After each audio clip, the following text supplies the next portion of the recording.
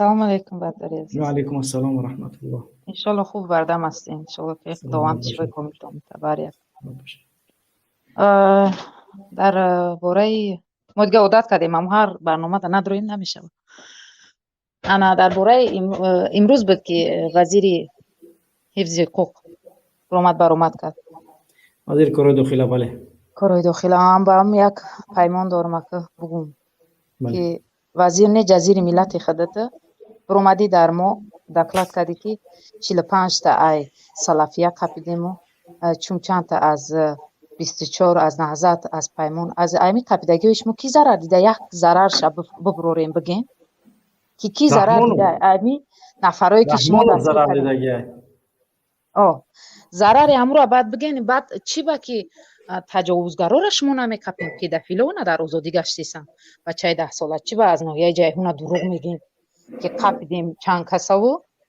ولی دقیق نیست و یک کار دیگه باشه که دقیقش میکنین میبرین در تمام جا نشانش میدین ای گروه 24 کپیدگی نظرتی کپیدگی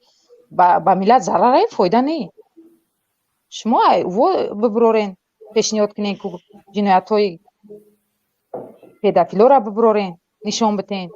اونو خودشونن خیش تابوشونن و خودشونن بگم که اونا نشون دادن نمیشه همین گپ در همین جای همین ناحیه جیهون این دختری که 26 کورچه گویا خچه کشت این هم ما خودشون ملت خو نکنید میپرسش که فرای چی فلانی در فلان جا فلان میگه تو چی دیونه 18 سال پیش جنایت ما را میپرسی گپ نپرس مرا میپرسش که فرای چی شما یعنی که شکنجه کرده میگه نمیش کنجشتگی را بگو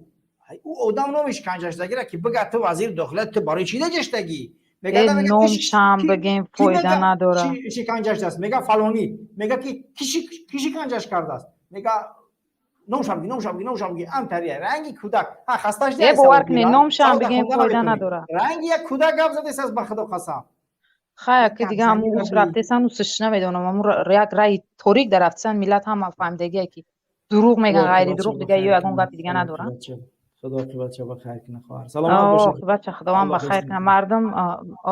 مردم بخیزین از حق حقوقتون سوال ما در تمام جا می نویسم خود در ادنا کلاس باشه در تمام جا می نویسم که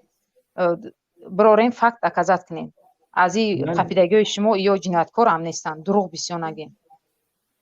100% خواهر الله حفظتون کنه سلامت باشید سلامت باشی برادر